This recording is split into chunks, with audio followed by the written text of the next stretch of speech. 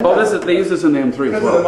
Oh, really? They do? It's just it's exactly the same motor, it's two cylinders missing. Yeah, That's it is. the M3 and the M5 engine, I think. Yeah, of course.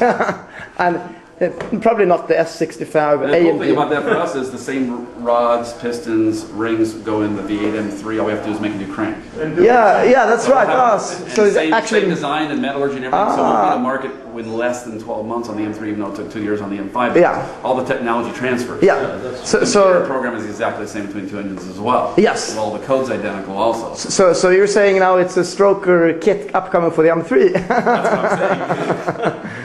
And it's 520 horsepower. The M3 is. Wow.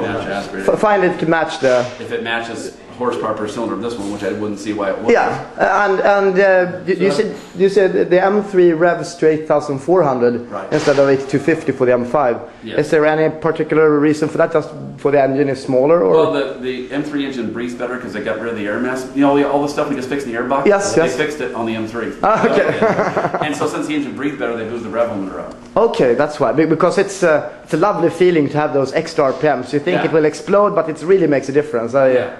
So we have the new M3 here and looked at the engine. We bought two, but they're not here yet. Okay. Yeah, we two of them on the engine, but we haven't seen the car yet. So this is a Carrillo-made American rod that goes with the piston. So this would be the BMW or the Dinan piston rod. And can you see any? Let's see if you can see, like the lightness. If it's shaved off additional weight. Yeah, we took a lot of weight off. We actually figure out the bearing load in pounds per inch at redline when the rod and piston change direction. Yeah. And it was right around 8,000 pounds per inch, I think it was, on this motor. Yeah. And what you want to do when you make an engine with more strokes is you accelerate the piston to a higher velocity and then slow it down. Yeah. In the same amount of time. Yeah. Okay. So you wind up with more bearing load. Yeah. And the bearing load goes up by pretty much what the stroke change is. So the only way to get that back is to reduce the reciprocating mass of the parts. Otherwise, the bearings will fail prematurely from excess pressure on them. Yeah. Okay. So we actually went through a calculation of what the bearing load was, and we lightened the piston and the rod, and we got it so that the force, I think, was only 3% more than stock. Okay. Where originally it was like 20. Yeah. Because of the extra stroke, and we fixed that by lightening these pieces.